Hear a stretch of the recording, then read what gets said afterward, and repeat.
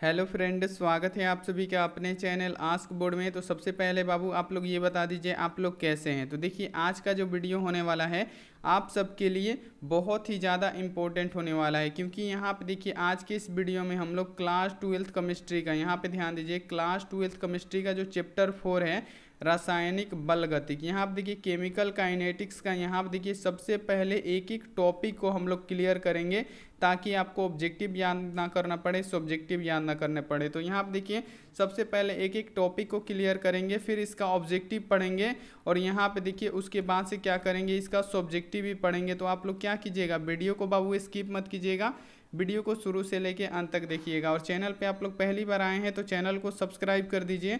Subscribe करने के बाद से जो बेल आइकन होता है उसको दबा के आप लोग ऑल पे कर लीजिए, ताकि जब भी लाइव क्लास हो तो नोटिफिकेशन आपके पास पहुंचता रहे। व्हाट्सअप ग्रुप में नहीं जुड़े हैं बच्चे, यहाँ पे हम अपना व्हाट्सअप नंबर लिख देते हैं 91 35 74 20 24। आप इस पर मैसेज करके जुड़ सकते हैं व्हाट्सएप ग्रुप में।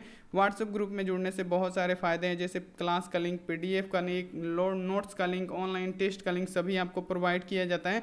और यहाँ आप देखिए इसका पीडीएफ डल चुका है, अगर आप लोग चाहते हैं जाके डाउनलोड करना तो आप लोग वीडियो के अंत तक बने रहिए, हम आपको वीडियो के लास्ट में बता देंगे कि आप लोग कहाँ से इसका पीडीएफ और नोट्स डाउनलोड कर सकते हैं। तो चलिए यहाँ पे जो रासायनिक बल गति है, केमिकल काइनेटिक्स होता है, उसका यहाँ पे देखिए एक एक पॉइंट को यहाँ पे देखिए समझेंगे और आपको 100% यहाँ पे हमारा गारंटी है कि आपको समझ में आएगा।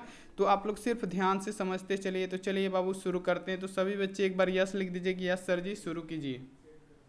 तो सबसे पहले हमको क्या समझना पड़ेगा, यहाँ पे आप लोग ध्यान रखिएगा। सबसे पहले हमको समझना पड़ेगा कि रासायनिक बल गतिक आखिर होता क्या है, क्योंकि चैप्टर वही है केमिकल काइनेटिक्स आखिर होता क्या है, व्हाट इज केमिकल काइनेटिक्स। अगर हम लोग इसको जान लेंगे तो यहाँ पर देखिए हमको बहुत ही आसानी होगा और ये प्रश्न 2 नंबर में पूछा भी जाता है। तो यहाँ आप देखिए रासायनिक बल गति क्या होता है। तो रसायन विज्ञान की वह शाखा है जिसमें हम क्या करते हैं, अभिक्रिया के वेग का, अभिक्रिया को प्रभावित करने वाले जो कारक होता है तथा यहाँ आप देखिए उसकी एक प्रतिक्रिया का अध्ययन किया जाता है, यानी क्रिया विधि का उसका अध्ययन किया जाता है, उसे ही हम क्या कहते हैं, तो रासायनिक बल गति कहते हैं। चलिए आपको समझ में नहीं आया होगा, फिर से समझाते हैं हम आपको कि रासायनिक बल गतिक आखिर होता क्या है। तो रासायनिक बल गतिक वो होता है कि जिसमें आप देखिए रसायन विज्ञान की वह शाखा होता है जिसमें हम क्या करते हैं, अभिक्रिया का वेग का अध्ययन करते हैं, अभिक्रिया के वेग से जो होने वाले प्रभावित कारक होते हैं उसका अध्ययन करते हैं। और यहाँ आप देखिए उसकी क्रिया विधि को अध्ययन को हम क्या कहते हैं बाबू, रासायनिक बल गति कहते हैं।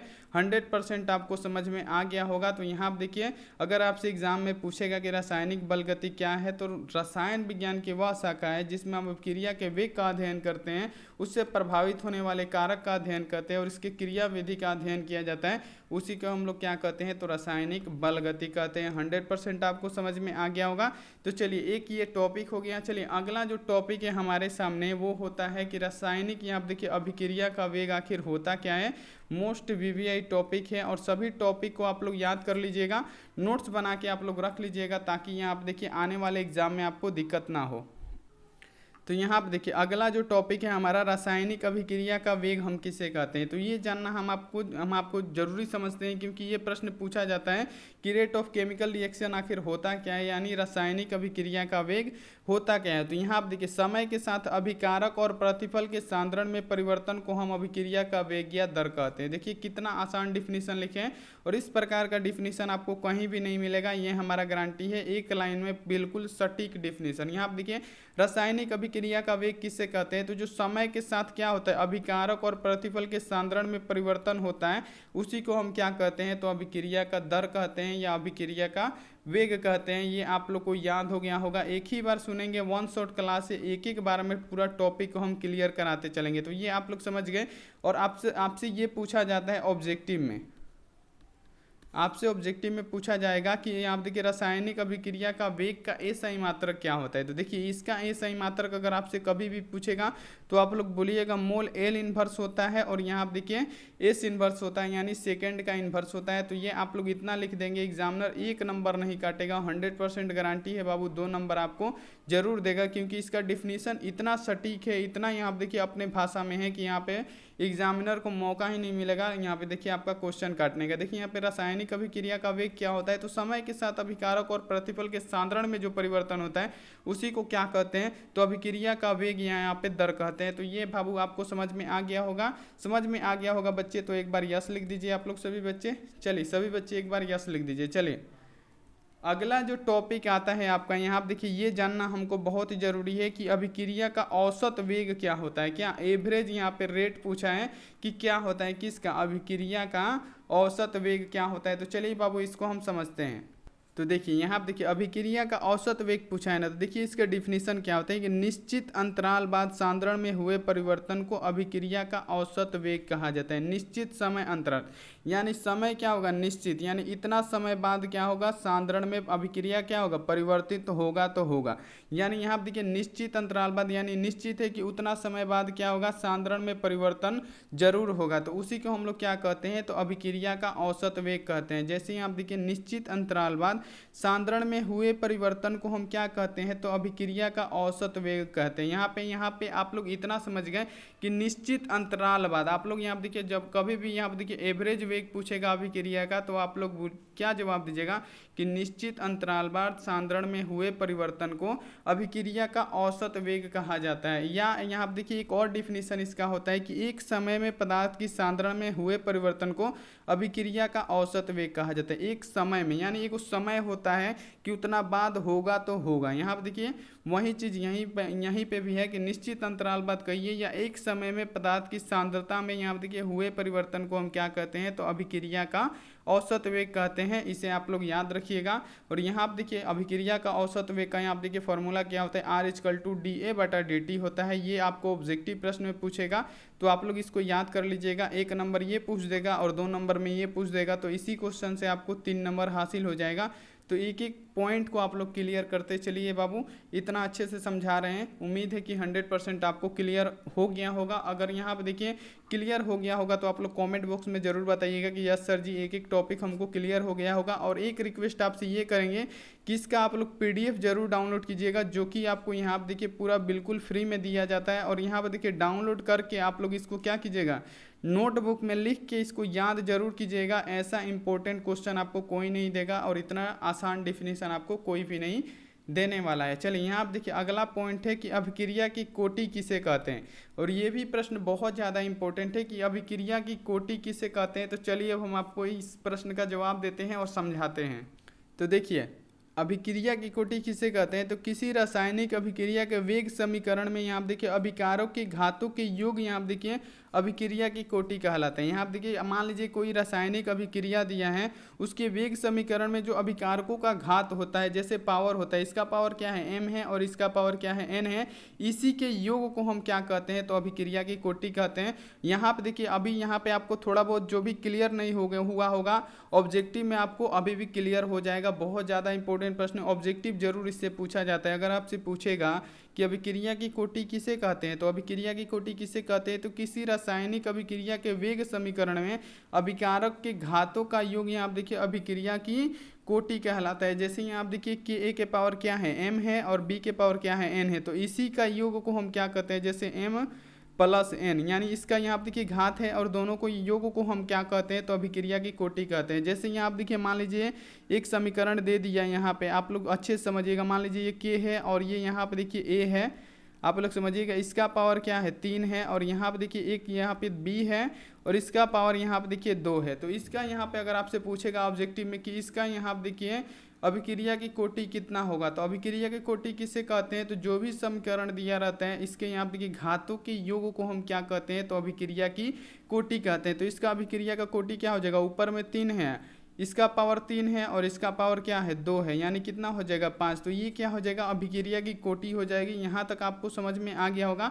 तो आप लोग के लिए यहाँ पे देखिए एक प्रश्न है, इसका जवाब आप लोग जरूर दीजिएगा। 100% आप लोग कमेंट बॉक्स में दीजिएगा। मान लीजिए K है और ये E है और इसका पावर यहाँ पे देखिए 3 है और यहाँ पे मान लीजिए कि एक दिया है B और इसका पावर यहाँ पर देखिए कुछ भी नहीं है, तो इसकी अभिक्रिया का कोटि क्या होगा। और अभिक्रिया की कोटि किसे कहते हैं, तो यहाँ पर देखिए जो भी यहाँ पे अभिक्रिया दिया रहेगा उसके यहाँ पर देखिए घातों का योगफल क्या कहलाता है, अभिक्रिया की कोटि, यानी इन दोनों का घात आपको जोड़ के हमको HW में बताना है कि इसका राइट आंसर क्या होगा। तो ये आपको HW प्रश्न है, आप लोग इसका जवाब जरूर दीजिएगा। चलिए यहाँ पर देखिए प्रथम कोटि अभिक्रिया, यहाँ पर देखिए मोस्ट इम्पोर्टेंट, मोस्ट VVI इसको कह लीजिए, बहुत ज़्यादा ज़रूरी है, बहुत 100% आपके फाइनल बोर्ड परीक्षा के लिए जरूरी होने वाला है। तो चलिए हम यहाँ पे आपको समझाते हैं कि प्रथम कोटि अभिक्रिया यानी फर्स्ट ऑर्डर्ड रिएक्शन किसे कहते हैं, इसे आप लोग याद रखिएगा। और यहाँ देखिए बहुत ज़्यादा महत्वपूर्ण होने वाला है ये। तो चलिए बाबू हम आपको बताते हैं कि प्रथम कोटि अभिक्रिया आखिर होता क्या है। तो वह अभिक्रिया जिसका दर एक अभिकारक की सांद्रता के अनुक्रमानुपाती होता है उसे क्या कहते हैं, प्रथम कोटि अभिक्रिया यानी फर्स्ट ऑर्डर्ड रिएक्शन कहते हैं। चलिए देखिए यहाँ पे इतना आसान डिफिनीशन कहीं नहीं मिलेगा बाबू, इतना आसान डिफिनीशन हम आपको देते हैं कहीं भी नहीं मिलेगा, ये हम अपने दिमाग से लिखते हैं बाबू, बहुत ही आसान है। और एग्जामिनर क्या करेगा, इसमें भरपूर नंबर देगा आपको। अगर आपसे पूछेगा कि प्रथम कोटि अभिक्रिया क्या होता है, तो वह अभिक्रिया जिसका दर एक अभिकारक की सांद्रता के अनुक्रमानुपाती होता है, यानी एक अभिकारक की सांद्रता जो होगा उसके क्या होगा, अनुक्रमानुपाती होगा, उसे हम क्या कहेंगे, तो प्रथम कोटि अभिक्रिया कहेंगे। ये आपको बाबू 100% समझ में आ गया होगा, तो ये आप लोग याद रखिएगा। मोस्ट VVI ऑब्जेक्ट, आप देखिए सब्जेक्टिव प्रश्न है, इसके बाद से जो टॉपिक क्लियर होगा उसके बाद से ऑब्जेक्टिव भी होगा, आप लोग बने रहिएगा, पूरा समझ में आएगा आपको 100%। चलिए यहाँ आप देखिए ये भी प्रश्न पूछा जाता है, 100% पूछा जाता है आपके फाइनल बोर्ड परीक्षा में। और ये भी क्या है, मोस्ट इम्पोर्टेंट प्रश्न है आपके एग्जाम के लिए। आपका एग्जाम चाहे 2024 में हो, 2025 में हो, 2026 में, ये बहुत ज़्यादा इंपॉर्टेंट है ये सभी प्रश्न। यहाँ पे देखिए अगला जो टॉपिक है कि शून्य कोटि अभिक्रिया यानी जीरो ऑर्डर रिएक्शन क्या। सबसे पहले हम लोग जान गए कि यहाँ देखिए फर्स्ट ऑर्डर रिएक्शन क्या होता है। अब हम लोग क्या यहाँ पे समझने वाले हैं कि जीरो ऑर्डर रिएक्शन क्या होता है। तो यहाँ देखिए वह अभिक्रिया जिसका वेग अभिकारक पदार्थों की सांद्रता पर निर्भर नहीं करता है उसे हम क्या कहते हैं, तो शून्य कोटि अभिक्रिया कहते हैं। चलिए यहाँ पे देखिए बहुत ही बेहतरीन प्रश्न आ गया आपके सामने। यहाँ पे क्या है कि वह अभिक्रिया का वेग, यहाँ पे देखिए वह अभिक्रिया जिसका वेग क्या हो, अभिकारक पदार्थ की सांद्रता पर निर्भर न करता हो। अभिकारक पदार्थ के जो सांद्रता होता है उस पर क्या करता हो, निर्भर न करता हो, उसे हम लोग क्या कहते हैं, तो शून्य कोटि अभिक्रिया कहते हैं। तो अगर आपके एग्जाम में मान लीजिए आ जाए कि यहाँ देखिए शून्य कोटि अभिक्रिया किसे कहते हैं, फटाफट आप लोग इसका आंसर दीजिए। तो आप लोग आराम से लिखिएगा, वह अभिक्रिया जिसका वेग यहाँ देखिए अभिकारक पदार्थों की सांद्रता पर निर्भर नहीं करता है उसे हम लोग कहते हैं शून्य कोटि अभिक्रिया। और इसका क्या होता है, समीकरण होता है, ये आप लोग याद रखिएगा और लिख दीजिएगा। तो 100% गारंटी है कि यहाँ पर देखिए 100% गारंटी है कि 2 नंबर आपको कोई भी नहीं काट पाएगा। तो ये आप लोग ध्यान में रखिएगा। चलिए अगला क्वेश्चन देख लेते हैं बाबू। ये प्रश्न आ गया आपके सामने बहुत ही ज़्यादा महत्वपूर्ण कि रासायनिक अभिक्रिया से आखिर आप समझते क्या हैं। यहाँ पे देखिए एक एक टॉपिक आपके लिए बहुत ज़्यादा महत्वपूर्ण है और एक एक टॉपिक को हम आपको अच्छे से समझा रहे हैं कि रासायनिक अभिक्रिया से आप समझते हैं क्या, यानी रासायनिक अभिक्रिया से आप क्या समझते हैं। तो यहाँ देखिए रासायनिक अभिक्रिया से हम क्या समझते हैं कि जब कोई यहाँ देखिए 2 या 2 से अधिक पदार्थ या अभिकारक, यहाँ पे आप लोग समझिएगा, जब कोई 2 या 2 से अधिक पदार्थ या अभिकारक आपस में मिलकर या अभिक्रिया करके रासायनिक गुणों में परिवर्तित करके नए उत्पाद बनाते हो तो उसी प्रतिक्रिया को हम क्या कहते हैं, तो रासायनिक यहाँ देखिए अभिकारक कहते हैं या अभिक्रिया कहते हैं। यहाँ आप देखिए बहुत ही बेहतरीन डिफिनीसन है, बहुत ही अच्छा डिफिनीसन है, इसे आप लोग अच्छे से समझिए कि जब कोई 2 या 2 से अधिक पदार्थ या अभिकारक आपस में मिलकर 2 या 2 से अधिक पदार्थ या अभिकारक आपस में मिलकर या अभिक्रिया करके अपने रासायनिक गुणों में परिवर्तित करके नए उत्पाद बनाएं उस प्रतिक्रिया को हम क्या कहते हैं, तो रासायनिक अभिक्रिया करते हैं। ये आप लोग याद रखिएगा। जैसे यहाँ पर देखिए वायु तथा नमी की उपस्थिति में यहाँ पर देखिए लोहे में जंग लगना, यहाँ पे आप लोग समझ लीजिए।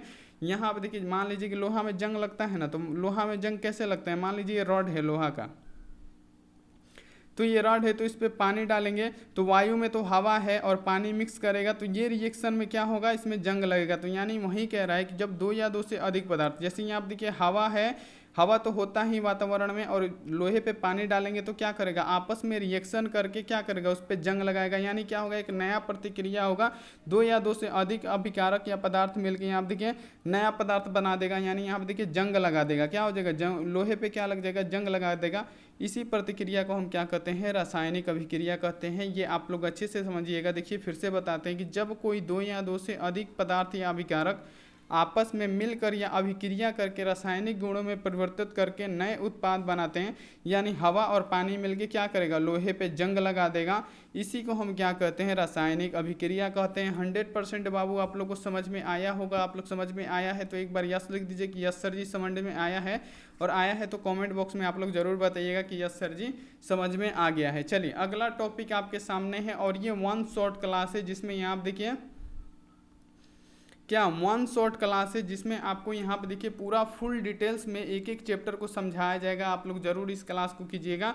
चैप्टर आप लोग समझ लीजिएगा तो ऑब्जेक्टिव सब्जेक्टिव बनाने में आपको दिक्कत नहीं होगा। बार बार बता रहे बाबू, पीडीएफ आप लोग जरूर इसका डाउनलोड करके और यहाँ पे देखिए नोटबुक में लिख के इसको याद कीजिएगा, चाहे आपका एग्जाम कभी भी हो।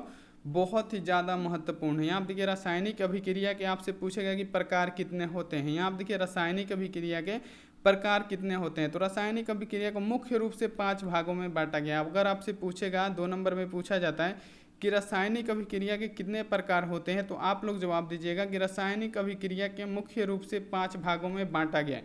पहला क्या है, संयोजन अभिक्रिया। पहला क्या है, यहाँ पे ध्यान रखिए, संयोजन अभिक्रिया। दूसरा क्या है, उपचयन या अपचयन अभिक्रिया। दूसरा क्या है, उपचयन या उपचयन अभिक्रिया। तीसरा क्या है, द्विविस्थापन अभिक्रिया। तीसरा क्या है, यहाँ पे ध्यान रखिए, द्विविस्थापन अभिक्रिया। चौथा क्या है, विस्थापन अभिक्रिया। चौथा क्या है बाबू, विस्थापन अभिक्रिया है। और पांचवा क्या है, वियोजन या अपघटन अभिक्रिया। यहाँ पे देखिए ये आपको याद करना पड़ेगा, और ये प्रश्न मोस्ट इंपोर्टेंट है। अगर आपसे पूछे कि रासायनिक अभिक्रिया के प्रकार, तो रासायनिक अभिक्रिया के मुख्य रूप से 5 भागों में हम बांटते हैं, जिसमें पहला क्या होता है, संयोजन अभिक्रिया। दूसरा अपचयन या उपचयन अभिक्रिया। तीसरा द्विविस्थापन अभिक्रिया। चौथा विस्थापन अभिक्रिया। पांचवा क्या होता है, वियोजन या अपघटन अभिक्रिया। तो इतना आपको 100% समझ में आ गया होगा। चलिए आगे बढ़ते हैं अब अगले यहाँ पर देखिए ऑब्जेक्टिव की तरफ, और ऑब्जेक्टिव आपके लिए काफ़ी महत्वपूर्ण है। तो चलिए एक एक ऑब्जेक्टिव को हम यहाँ देखिए आसानी से इसको क्लियर करेंगे। चलिए बाबू एक एक ऑब्जेक्टिव को यहाँ पे देखिए हम शुरू से लेके अंत तक बताएंगे, और एक एक प्रश्न यहाँ देखिए जो चैप्टर 4 है केमिकल काइनेटिक्स, उसका एक एक ऑब्जेक्टिव भी हम यहाँ पे क्लियर करा देंगे। चलिए, और एक एक ऑब्जेक्टिव को आप लोग अच्छे से समझिएगा ताकि यहाँ पे देखिए आपको कोई भी दिक्कत ना हो। तो देखिए बाबू पहला प्रश्न क्या है कि किसी प्रथम कोटि अभिक्रिया के लिए अर्ध जीवन काल यहाँ पे देखिए स्वतंत्र होता है। अंतिम सांद्रता की घात पर कि प्रारंभिक सांद्रता के तृतीय घात पर कि प्रारंभिक सांद्रता पे कि अंतिम सांद्रता के वर्ग पे। क्या पूछा है, किसी प्रथम कोटि अभिक्रिया के लिए अर्ध जीवन काल स्वतंत्र होता है, तो वो होता है प्रारंभिक सांद्रता पे। किस पे बाबू, प्रारंभिक सांद्रता पे। याद रखिएगा सी ऑप्शन इसका क्या होगा, 100% राइट आंसर हो जाएगा। एक एक प्रश्न बाबू यहाँ पे देखिए इंपॉर्टेंट है, वन शॉट क्लास से पूरा क्लियर कीजिएगा। चलिए आगे बढ़ते हैं। यहाँ आप देखिए 2 नंबर प्रश्न पे। 2 नंबर प्रश्न भी आपके लिए काफ़ी महत्वपूर्ण है, और यहाँ आप देखिए इसका डिफिनीशन बाबू अभी हम बताए हैं कि एक अभिक्रिया के वेग स्थिरांक की इकाई आप देखिए अभिक्रिया के दर की इकाई के समान हो, उस अभिक्रिया को हम क्या कहते हैं। यहाँ आप देखिए द्वितीय कोटि अभिक्रिया की, प्रथम कोटि की, शून्य कोटि की, यहाँ आप देखिए तृतीय कोटि। यहाँ पे हम आपको अभी समझाए हैं, तो आप लोग इसका जवाब दीजिए कि एक अभिक्रिया के वेग स्थिरांक की इकाई अभिक्रिया के दर की इकाई के क्या हो, समान हो। अभिक्रिया के दर की जो इकाई होगा उसके समान होगा, तो उस अभिक्रिया को हम क्या कहते हैं, तो उस अभिक्रिया को कहते हैं बाबू शून्य कोटि अभिक्रिया। ये बहुत ज़्यादा महत्वपूर्ण है, 3 से 4 बार ये प्रश्न पूछा गया है, तो ये प्रश्न आपको याद होना चाहिए कि एक अभिक्रिया का वेग स्थिरांक की इकाई अभिक्रिया के दर की इकाई के समान हो, तो उसे हम क्या कहते हैं, तो उसे शून्य कोटि अभिक्रिया कहते हैं। याद रखिएगा सी ऑप्शन क्या होगा, राइट आंसर हो जाएगा। आप लोग इसका पीडीएफ हम यहाँ पे बार बार बोल रहे हैं आप लोग कि पीडीएफ डाउनलोड कर लीजिएगा, ताकि यहाँ आप देखिए आपके एग्जाम के लिए बहुत ज़्यादा महत्वपूर्ण हो सके।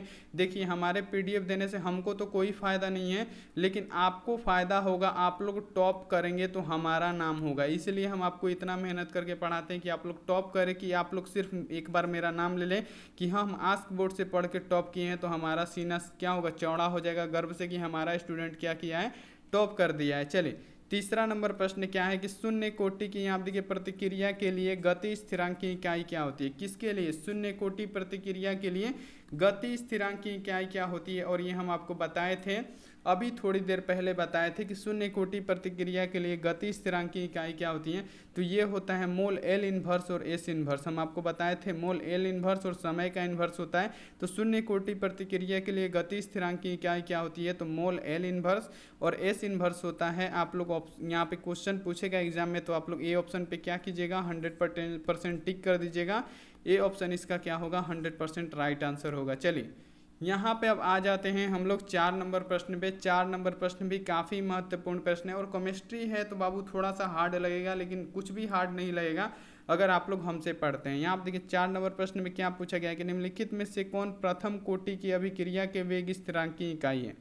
प्रथम कोटि अभिक्रिया की वेग स्थिरांक की इकाई क्या होती है? चलिए बताइए यहाँ पे सभी बच्चे। यहाँ पे आपसे पूछा गया है कि निम्नलिखित में से कौन प्रथम कोटि की अभिक्रिया के वेग स्थिरांक की इकाई है।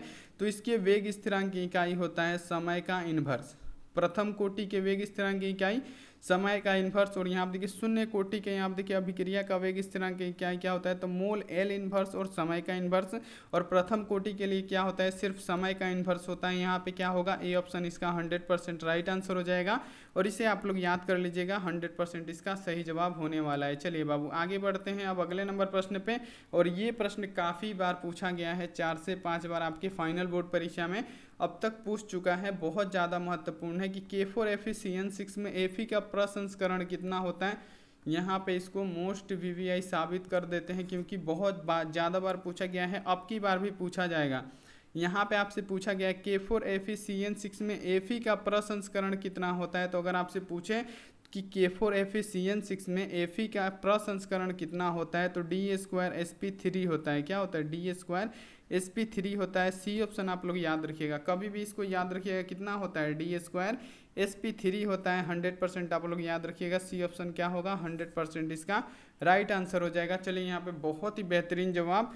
यहाँ पे देखिए अगला, यहाँ पे देखिए ऑब्जेक्टिव प्रश्न क्या है कि एंजाइम किस प्रकार की अभिक्रिया की गति को बढ़ाता है। यहाँ पे क्या लिखा है, एंजाइम किस प्रकार की किसी, यहाँ पे देखिए किस प्रकार की किसी अभिक्रिया की गति को बढ़ाता है। कौन सा, तो एंजाइम। तो यहाँ पे आपको ये समझना पड़ेगा कि एंजाइम किस प्रकार की अभिक्रिया की गति को बढ़ाता है। तो ये क्या करता है, सक्रियण ऊर्जा कम कर देता है। इसके कारण क्या होता है, अभिक्रिया की गति क्या होती है, बढ़ जाती है। अगर हम सक्रियण ऊर्जा कम करेंगे तो क्या होगा, अभिक्रिया की गति बढ़ेगा। तो यहाँ आप देखिए सक्रियण ऊर्जा कम करके, पहला ही ऑप्शन में दिया है, तो पहला ही हमारा क्या हो जाएगा, 100% राइट आंसर होगा। इसे आप लोग याद रखिएगा, बहुत ज़्यादा महत्वपूर्ण है और VVI प्रश्न है। चलिए आगे बढ़ जाते हैं। आप देखिए 7 नंबर प्रश्न पे। 7 नंबर प्रश्न में यहाँ पर देखिए इसका जवाब आप लोग दीजिएगा पूरा। यहाँ आप देखिए 10 सेकेंड टाइम देंगे आपको कि किसी अभिक्रिया का वेग निम्नलिखित प्रकार से व्यक्त होता है। वेग यहाँ आप देखिए क्या दिया है, K(a)² और B दिया है, तो इसकी अभिक्रिया की कोटि क्या होगी। हम आपको क्या बताएंगे, अभिक्रिया की कोटि कैसे निकालना है। तो जो समीकरण दिया होगा उसके घातों का हम क्या करते हैं, योग कर देते हैं, उसी को क्या कहते हैं, अभिक्रिया की कोटि। यानी यहाँ पर देखिए टॉपिक वाइज समझने का यहाँ पर देखिए यही फ़ायदा होता है। नहीं तो ऐसा क्वेश्चन देख के जो हमसे नहीं पढ़ा होगा वो पक्का डर जाएगा, 100% क्या होगा बाबू, डर जाएगा कि लो ये कैसा क्वेश्चन है, इसको कैसे निकालें। तो हम आपको क्या बताए थे कि अभिक्रिया की कोटि पूछा है। तो अभिक्रिया की कोटि किससे कहते हैं, तो जो रासायनिक अभिक्रिया दिया होगा उसके घातों के योग को हम क्या कहते हैं, अभिक्रिया की कोटि कहते हैं। मान लीजिए ये रासायनिक अभिक्रिया है, इसके घात हम जोड़ देंगे तो हमारा यहाँ पर देखिए अभिक्रिया की कोटि निकल जाएगी। तो कितना आसान है। तो चलिए सभी बच्चे जवाब दीजिए फटाफट सभी बच्चे। तो यहाँ पर देखिए इसका क्या है, A की पावर क्या है, 2 है, तो यहाँ पे क्या करेंगे, 2 लिखेंगे। और यहाँ पे देखिए B के पावर कुछ भी नहीं दिया है, तो मान लीजिए कुछ भी नहीं होता है उसका पावर क्या होता है, 1 होता है। ये आप लोग पढ़े होंगे कि अगर यहाँ पे देखिए कुछ भी नहीं दिया है तो इसका पावर क्या होगा, 1 होगा।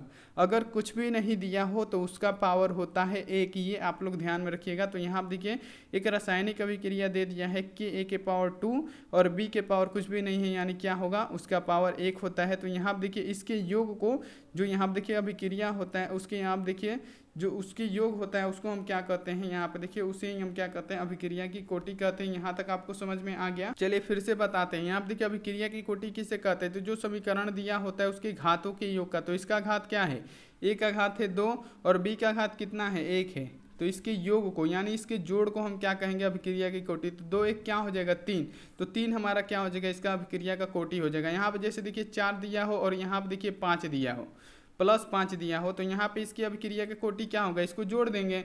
अभिक्रिया का कोटि पूछा है तो 4 5 क्या हो जाएगा 9, तो आप लोग 9 पे टिक कर दीजिएगा। देखिए कितना देखने में भारी है लेकिन कितना आसान हम आपको बता दिए तो हो गया, कितना आसान हम इसको बना दिए। तो यहाँ पे क्या हो जाएगा बी ऑप्शन यानी 3 ही ना इसका क्या होगा राइट आंसर होगा।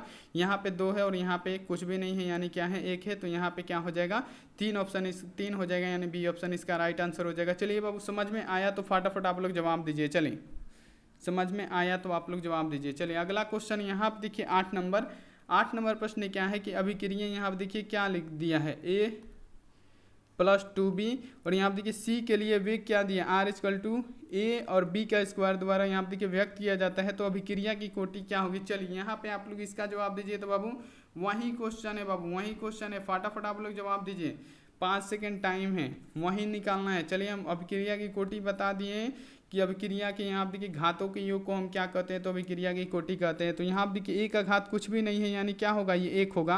A का घात यानी कुछ भी का घात कुछ नहीं होता है तो वो क्या होता है 1 होता है, और B का घात कितना दिया है 2, तो दोनों के योग को हम क्या कहते हैं अभिक्रिया की कोटि कहते हैं। तो इसका 1 और इसका 2 क्या हो जाएगा 3 हो जाएगा, तो इसमें अभिक्रिया की कोटि कितनी हो जाएगी 3 हो जाएगी। यहाँ पे क्या होगा ए ऑप्शन इसका राइट आंसर होगा। 100% आप लोग सही कर दीजिएगा। ऐसे ऐसे अगर मान लीजिए कि जो बच्चा हमसे नहीं पढ़ा होगा ऐसे क्वेश्चन देखेगा तो उसको हार्ट ही अटैक आ जाएगा, कितना भारी क्वेश्चन हम कैसे बनाएं। लेकिन आप लोग हमसे पढ़ लिए तो देखिए कितना फ़ायदा कि ऐसा क्वेश्चन आएगा तो आप लोग एकदम हलवा टाइप इसको सॉल्व करेंगे। कैसा टाइप, हलवा टाइप आप लोग इसको सॉल्व कर देंगे। चलिए अगर समझ में आ गया तो सभी बच्चे एक बार मुस्कुरा दीजिए कि सर बहुत अच्छे से हमको समझा दिए। चलिए सभी बच्चे एक बार मुस्कुराइए। यहाँ आप देखिए 9 नंबर प्रश्न क्या है कि टंगस्टन के पृष्ठ पर NH3 का विघटन किस कोटि की अभिक्रिया है। यहाँ पे क्या लिखा है टंगस्टन के पृष्ठ पे, यहाँ पे क्या लिखा है टंगस्टन के पृष्ठ पे NH3 का विघटन किस कोटि की अभिक्रिया है, तो ये होता है बाबू शून्य कोटि की अभिक्रिया, याद रखिएगा। ए ऑप्शन यहाँ पे क्या होगा राइट आंसर हो जाएगा। 100% यहाँ पे सही जवाब होने वाला है। चलिए यहाँ पे देखिए इसका जवाब दीजिए। अभी हम आपको समझाए हैं कि किसी अभिक्रिया के यहाँ पे देखिए किसी अभिक्रिया के लिए दर स्थिरांक की इकाई मोल L इनवर्स S इनवर्स हो तो अभिक्रिया की कोटि क्या होगी। तो हम आपको क्या बताएं कि शून्य कोटि की अभिक्रिया के लिए यहाँ पे देखिए स्थिरांक क्या होता है, तो मोल L इनवर्स होता है और यहाँ पे देखिए समय का इनवर्स होता है। तो देखिए यहाँ पे ये किसके लिए होता है, हम आपको अभी पिछले ऑब्जेक्टिव प्रश्न में बताए हैं, तो ये होता है शून्य कोटि अभिक्रिया के लिए। तो यहाँ पे ए ऑप्शन ही इसका क्या होगा राइट आंसर होगा। यही होता है बाबू टॉपिक वाइज पढ़ने का नतीजा। इतना भारी भारी क्वेश्चन को आप लोग फटाफट सॉल्व कर दे रहे हैं। चलिए 11 नंबर प्रश्न क्या है कि कौन सी पृष्ठीय परिघटना नहीं है।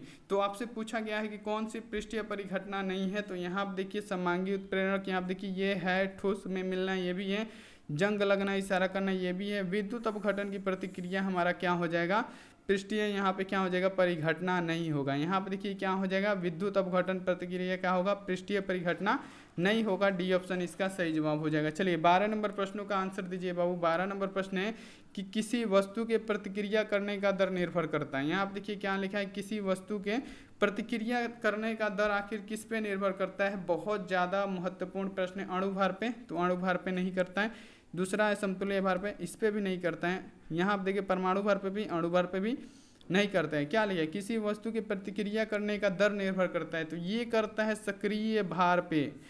किस पे बाबू सक्रिय भार पे। किसी वस्तु के प्रतिक्रिया करने का दर किस पे निर्भर करेगा, तो सक्रिय भार पे करेगा। डी ऑप्शन क्या होगा यहाँ पे इसका राइट आंसर हो जाएगा। चलिए 13 नंबर प्रश्नों का बाबू आंसर दीजिए आप लोग। 13 नंबर प्रश्न क्या है कि यदि किसी रासायनिक अभिक्रिया के यहाँ देखिए सक्रियण ऊर्जा का मान बहुत ज़्यादा हो तो सामान्यतः अभिक्रिया क्या होगी।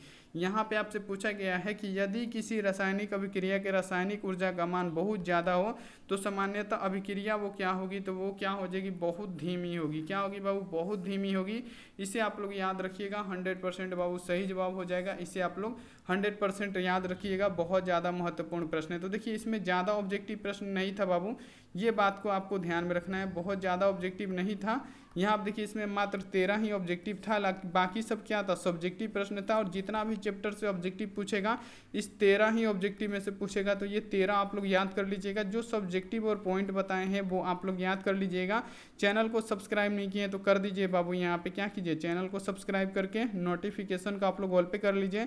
वीडियो को लाइक नहीं किए कर दीजिए। ऑनलाइन टेस्ट चल रहा है, जाके फटाफट यहाँ पे देखिए क्या कीजिए, ऑनलाइन टेस्ट आप लोग दे दीजिए। और यहाँ पे देखिए चलिए बताते हैं कि आप लोग पीडीएफ और नोट्स और ऑनलाइन टेस्ट कैसे दे सकते हैं। तो उससे पहले लाइक नहीं किए बाबू, फटाफट लाइक कीजिए सभी बच्चे एक बार लाइक कर दीजिए। तो चलिए अब हम आपको बताते हैं कि पीडीएफ और नोट्स और ऑनलाइन टेस्ट कैसे दे सकते हैं। तो सबसे पहले आपको क्या करना है, अपने फ़ोन में गूगल या क्रोम होता है, ओपन करना है और उसके सर्च बार में लिखना है ASKBOARD, आस्क बोर्ड लिखना है और सर्च करना है।